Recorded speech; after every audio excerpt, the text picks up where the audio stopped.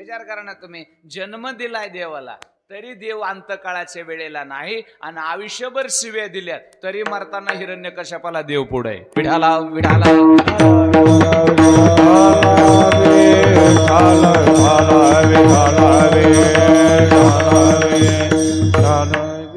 मग हिरण्यकश्यपाचं जे भाग्य आहे हे कुणामुळे उजळलं?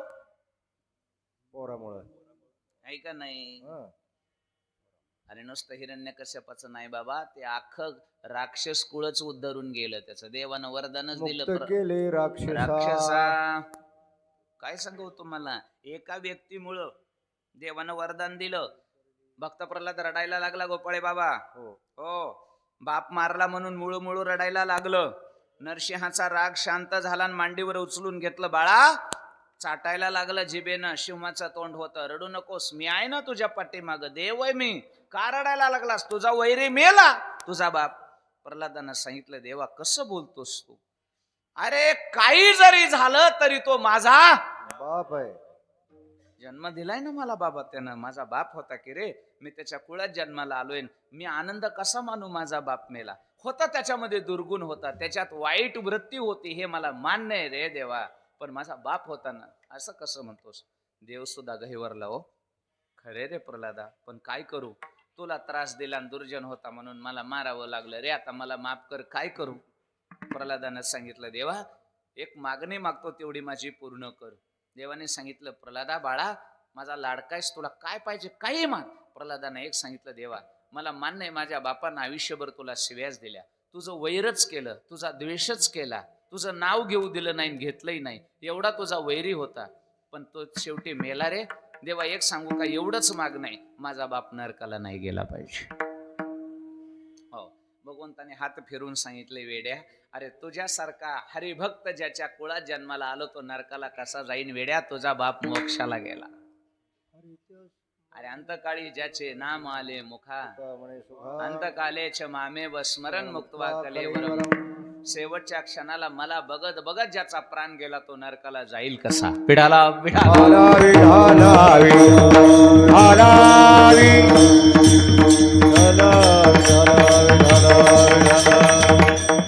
लक्षात आलं मी तुम्हाला का सांगतो?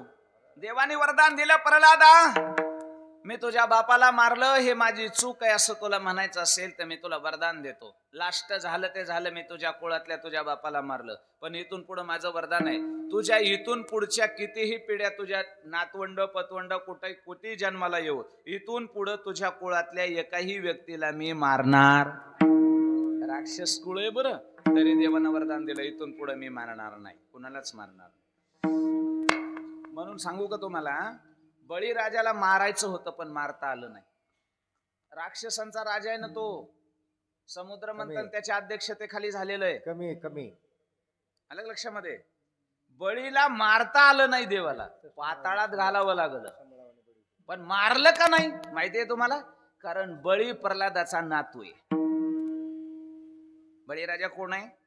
प्रल्हादाचा नातू आहे. बळीच्या बापाचं नाव विरोचन आणि विरोचनाच्या बापाचं नाव प्रल्हाद, प्रल्हादाच्या बापाचं नाव हिरण्यकश्यप आणि हिरण्यकश्यपाच्या बापाचं नाव कश्यप. हे कुळ आहे त्यांचं. म्हणजे भक्त प्रल्हादाचा नातू आहे बळीराजा. मारायचं होतं पण पाताळात घालावं लागलं, मारता आलं नाही. का? प्रल्हादाला वरदान दिलेलं, इथून पुढे मी तुझ्या कुळातल्या कोणालाही मारणार. लक्षात आलं माझं सगळं सांगायचा इतिहास लक्षात आला. एक जन्मला त्यानं मागलं बी पुढलं बी परंपरा त्याचे, कुळा शुद्ध परंपरा त्याचे. गुरुजी बोला, कुळा शुद्ध परंपरा त्याचे, कुळा शुद्ध परंपरा त्याचे. ज्ञानदेव म्हणे नाम जपावे, ज्ञानदेव म्हणे नाम जपावे.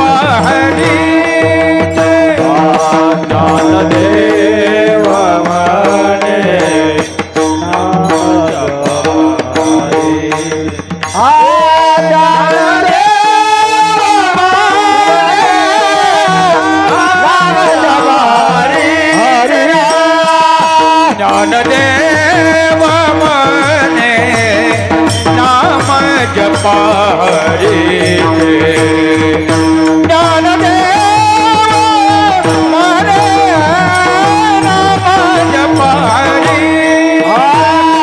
ज्ञानदेव माने नाम जपारी ज्ञानदेव माने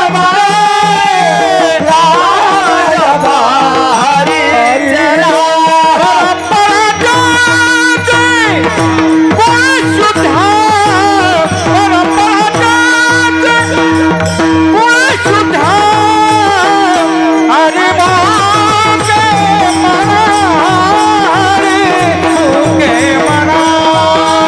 जपारी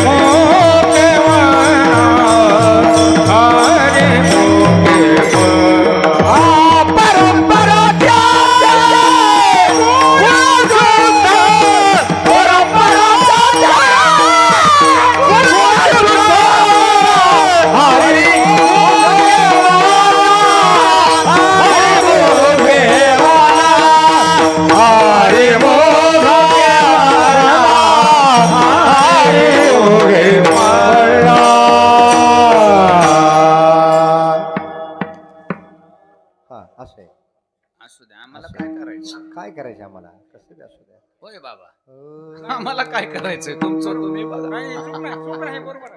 नाही नाही नाही, बरोबर आहे. असं कसं? बरोबर आहे पण ते सापडलं पाहिजे ना, लवकर सापडत नाही ना ते. असू द्या. सापडण्यासाठी म्हणलंच नाही आम्ही नाही चूक नाही, फडकरी चालाय. वारकरी चाल असं कसं होतं?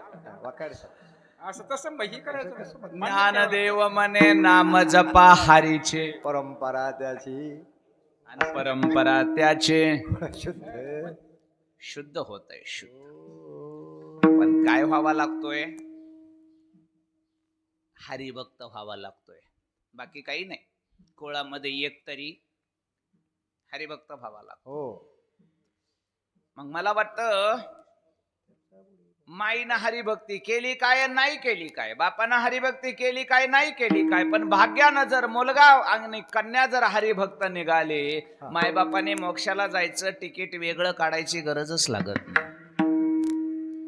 हा बरं, मायबापाने नाही हो, पाठी मागल्यांनी सुद्धा आजोबा पंजोबा पूर्वजा वैकुंठा मार्ग सोपा खरे का नाही हो? ज्ञानदेव सांगी झाला हरिपाठ, पूर्वजा वैकुंठा मार्ग सोपा. जर कुळामध्ये हरिभक्त आला आपल्या पोटी, तर आई वडिलांनी चिंता करू नये आमचं कसं होईल उद्धाराचं म्हणून. झाला हो, झाला म्हणून समजा. एक गोष्ट सांगू का, भागवतामध्ये आली आहे बाबा. ध्रुव बाळाला 5 वर्षाचा असताना भगवंताने वरदान दिलं, बाळा तुझं ध्रुवपद म्हणजे आढळपद, तुझं रिझर्वेशन आज झालं. रिझर्वेशन झालं, लगेच दिलं नाही हा, थोडं समजून घेत जा. ध्रुव बाळाला देव प्रसन्न झाला म्हणजे लगेच उचलून आढळपदाला नेऊन नाही बसवला, फक्त रिझर्वेशन करून ठेवलं. देवानं सांगितलं, बाळा आता तू लहान आहेस, तुला अनेक आढळपद काय असतं, मोक्ष काय असतो हे तुला आणखीन माहित नाही. बालपणे आलंच, बालहट्टामध्ये तुला मिळालंय. आता तू एक काम कर, घरी वापस जा, बाबाकडे जा, आईकडे जा, लहानाचा मोठा हो, तरुण हो, वडिलांच्या जाग्यावर राजा हो, राज्य कर, सगळे भोग भोग आयुष्यभर. माझं वरदहस्त आहे तुला. ध्रुव राजा झालाय उत्तानपादाच्या जागेवर, उत्तम नाही झाला, उत्तम राजा झाला नाही, त्याचा सावत्र भाऊ ते सुरुचीचा नाही झाला. ध्रुव बाळ राजा झाला, पृथ्वीचा सम्राट उत्तानपादाच्या जागेवर. 1000 वर्ष ध्रुवानं धर्मनीतीनं तेजस्वीपणानं राज्य केलं, 1000 वर्ष.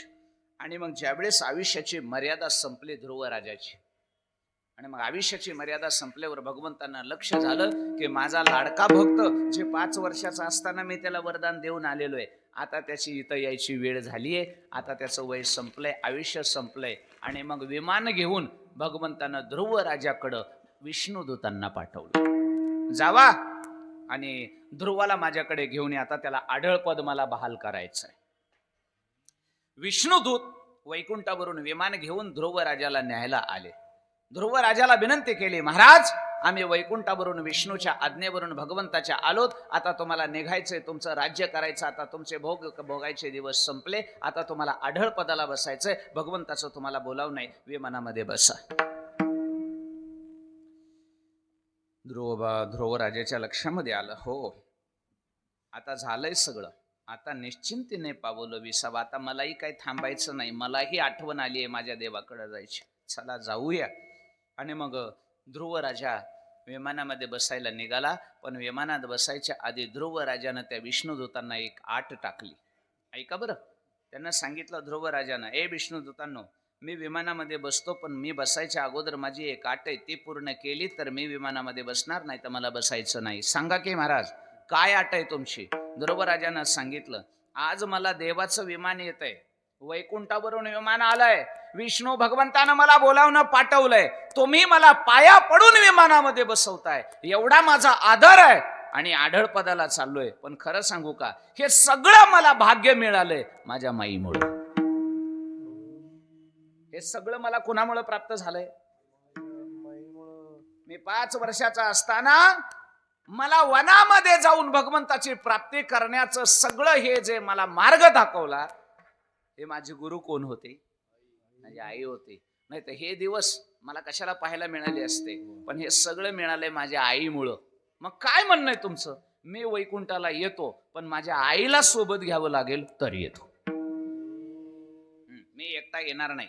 माझी आई सोबत घ्यायची असली तर येत आहे, नाहीतर मला यायचं नाही. त्या विष्णुदूताने सांगितलं, अहो महाराज, शेवटचं एकट्याचं जाणं येणं असतंय, हे तर काय सोबत माझं तुझं हे म्हणता येत नसतं. एकट्यालाच यावं लागतं आणि एकट्यालाच जावं लागतं. हा, हे काय रेल्वेचा एसटीचा पास आहे का एकावर एक फ्री?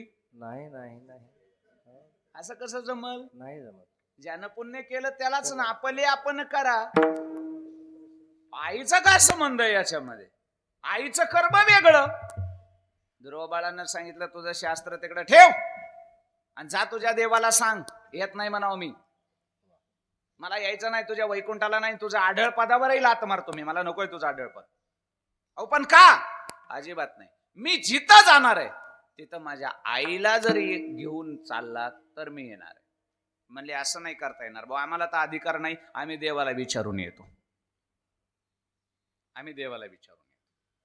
आणि मग ते विष्णुदूत भगवंताकडे गेले. प्रभू, भगवंताने सांगितलं, अरे माझ्या भक्ताला कसं आणलं नाही, ध्रुवाला कसं आणलं नाही? अहो प्रभू, त्याची विचित्र आट आहे तुमच्या भक्ताची. काय आट आहे?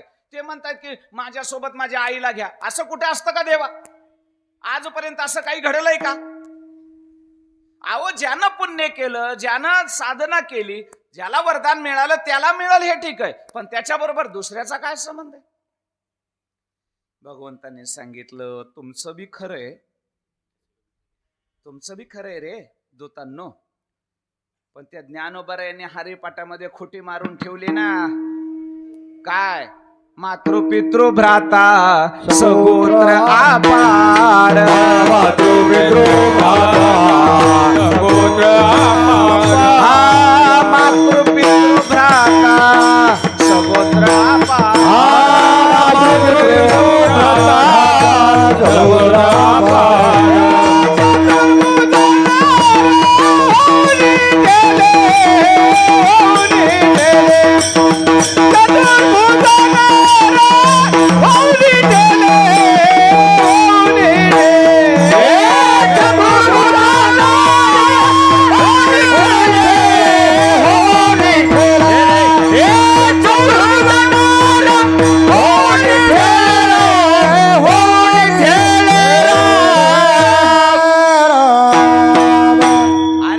सगळं खरंय रे, पण संतांनी कायदा करून ठेवला ना.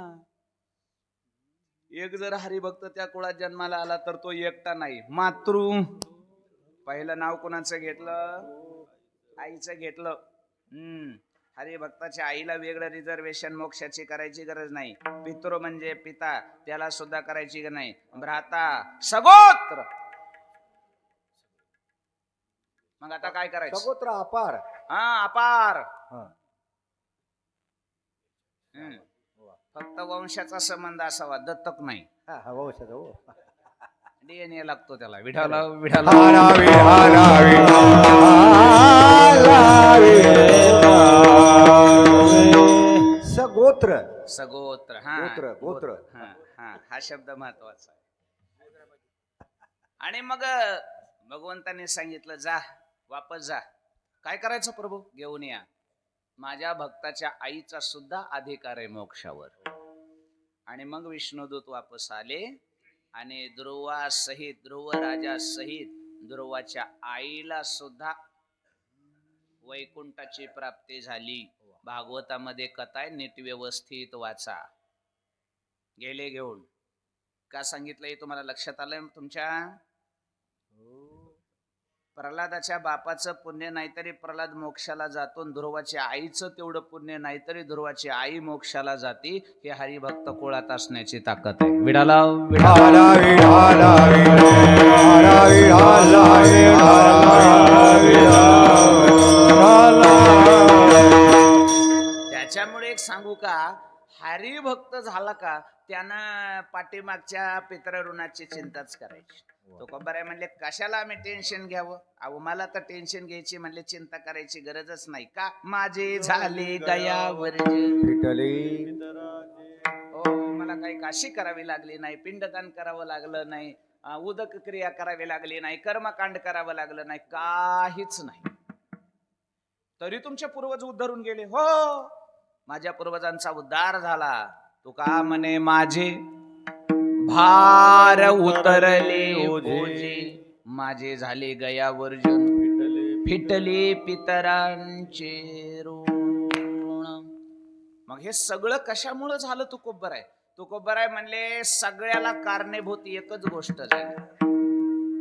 आम्ही दुसरं जगातलं कुठलाही अधिकारी झालो असतो तरी हे झालं असतं का? नसतं. फक्त एक गोष्टीमुळे आमचे सगळेच प्रश्न सुटले. दास विडो माझे झालो दास विडो विडो माझे झालो दास दास विडो विडो माझे झालो दास विठोबाची धने अभी जन्मालो धने अभी जन्मालो धने अभी जन्मालो धने अभी जन्मालो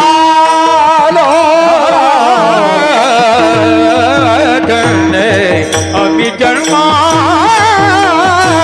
हलो धन्य अभी जन्मा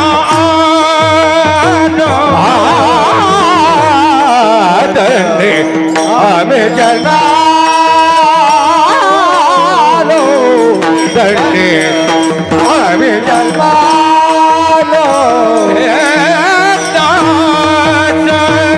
विठोबा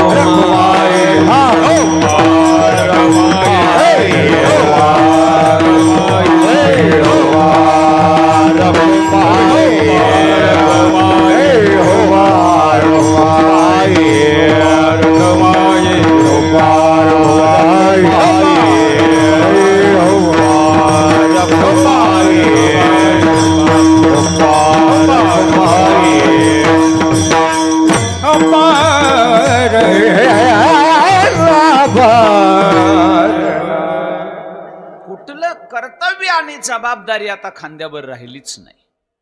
मुक्त झालोय मी सगळ्यामधून.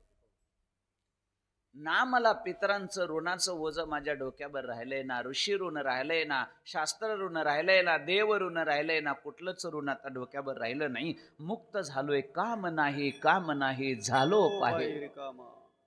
एवढे मुक्त कसे काय झाला तुकोबर आहे? काहीच कसं कर्तव्य शिल्लक राहिलं नाही तुमच्याकडे. काय करायचं राहिलं म्हणले, करायची काही गरजच नाही. ही पदवी घेतली की कुठलं काही बंधन राहत. कोणती पदवी? दास. विठोबाचे दास नावाची पदवी ज्याला प्राप्त झाली त्याला कशाच बंधन आणि कर्तव्य, पितृकर्माचं सुद्धा कर्तव्य नाही म्हणून सांगितलं. हो, आता त्याच्या पितरांचा उद्धार करण्याची जबाबदारी कुणाची? देवाची आहे ना. प्रल्हादाच्या बापाच्या उद्धाराची जबाबदारी कुणाची? ध्रुवाच्या आईच्या उद्धाराची जबाबदारी कुणाची? आहे का नाही? मग त्याच्यामुळे तुकोबर आहे म्हणले, आता काही करायची गरजच नाही. तुका म्हणे, माझे भार उतरले ओझे, मुक्त झालोय मी, आता निवांत झालोय मी, आता काही करायचं, आता निश्चिंतीने पावलो विसावा. मग तुकोबाराने विचारलं, हे सगळं तुम्हाला कसं काय मिळालं? कशामुळे ही अवस्था प्राप्त झाली? म्हणले, काहीच नाही, फक्त मी एकच झालो, दास. धन्य आम्ही जन्मालो दास विठोबाचे झालो. आणि त्याचं कारण आहे, आम्ही जन्माला आल्यावर दुसऱ्या कुठल्या गोष्टीमध्ये आम्हाला रस नव्हता. आम्ही दुसरी कुठली गोष्ट केलीच नाही. कारण एक सांगू का, जे पद आम्ही प्राप्त केलंय ते पद आम्हाला अगोदर आम्ही प्राप्त केलं म्हणून बाकीच्यांना मिळालं. आलं लक्षामध्ये? एकाच्या कैवाडे उगवी बहुतांचे कोडे. त्याच्यामुळे जन्माला आल्यानंतर आम्ही अगोदर रिझर्वेशन केलं. विठोबाचे दास झालो म्हणजे नुसते दास झालो नाही. दास झाल्याबरोबर त्या दिवशी जसं ध्रुव बाळाचं रिझर्वेशन झालं, प्रल्हादाचं रिझर्वेशन झालं, तसं आमचं दास विठोबाचे झालो. त्या दिवशी आमचं रिझर्वेशन झालं त्या पदाचं. कोण्या पदाचं? आयुष्याच्या साधने रेणा, आयुष्याच्या साधने साधने, आयुष्याच्या साधने, आयुष्याच्या साधने, आयुष्याच्या साधने रेणा, आयुष्याच्या साधने, आयुष्याच्या साधने,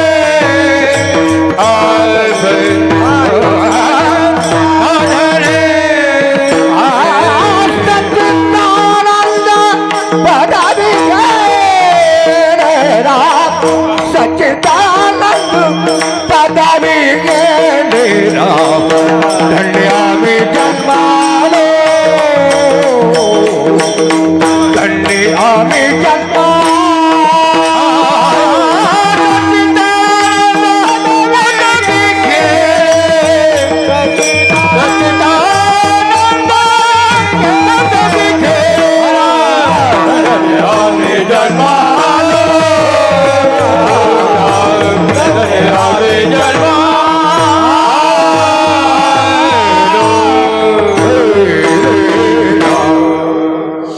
पदवी आम्ही दास विठोबाचे झाल्यामुळे आम्हाला याचं रिझर्वेशन मिळालं.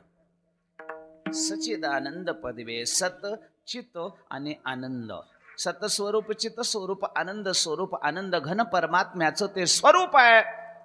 आम्हाला तिथली जागा मिळाली, आम्ही तिथलं बुकिंग करून ठेवलं. त्याच्यामुळं गाडीच बुकिंग केल्यामुळं आमच्या गाडीत जागा शिल्लक असल्यावर आम्ही घरची नाहीत बसविणार. बसविणार ना. मग जागा मोकळी ठेवण्यापेक्षा मातृ, पितृ, भ्राता, सगोत्र, मग थोडे 2-3 राहिल्यावर कसे ठेवावं? असारा पलीकडे म्हणले उलस अपार आहे का नाही? आता एवढीच कुठं ठेवून जावं वय म्हणले, 2-4च राहिले तर हा सारा जरा पलीकडे म्हणले. आणि मग घेतले सगोत्र आणि चतुर्भुजनर होणे ठेलो. हे कशामुळं आम्हाला भाग्य प्राप्त झालं? धन्य आम्ही आणि दास विठोबाचे झालो. आता काही नाही, शेवटच्या चरणामध्ये सच्चिदानंद पदवीची विशेषतः सांगितली बाबा, बाकी काहीच नाही. म्हणले सच्चिदानंद पदवी म्हणजे नेमकं काय? स्वर्गाचं पद आहे का एखादं? म्हणले नाही, स्वर्गाचं पद त्याच्या पुढं खूप लहान आहे. सच्चिदानंद पदवी म्हणजे स्वर्ग स्वर्ग स्वर्ग नाही. सच्चिदानंद पदवीला जाताना स्वर्गाच्या पायरीवर पाय देऊन वर जावं लागतं. तुका म्हणे पावटणी करू स्वर्गाची निशाणी, त्याच्यावर पाय देऊन वर जावं लागतं, त्यावेळेस सच्चिदानंद पद भेटतं.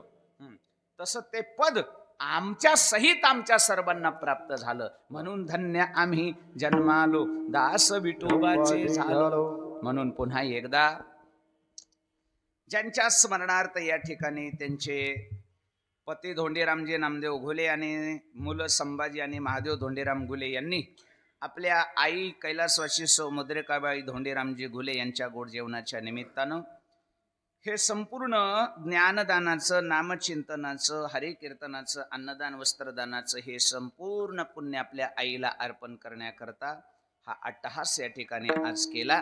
भगवंताच्या चरणी, मारुतीरायांच्या चरणी आपल्या सर्वांच्या वतीनं एवढीच प्रार्थना करतो की या परिवाराची ही तळमळ आणि विनंती भगवंतानं मान्य करावी. हे सर्व सुकृत त्यांच्या आईला समर्पित व्हावं आणि त्या सुकृतानं तिला उत्तम अशा गतीचं स्थान प्राप्त व्हावं आणि त्याच्या आशीर्वादाने दोघाही भावांच्या घरामध्ये सुख, शांती, समाधान प्राप्त होवो अशी इच्छा व्यक्त करून वाणीला पूर्णविराम. ज्ञानेश्वर माऊली ज्ञानराज माऊली माऊली ज्ञानेश्वर माऊली ज्ञानराज माऊली ज्ञानेश्वर माऊली माऊली ज्ञानेश्वर माऊली ज्ञानराज माऊली ज्ञानेश्वर माऊली ज्ञानराज माऊली ज्ञानेश्वर माऊली ज्ञानराज ज्ञानेश्वर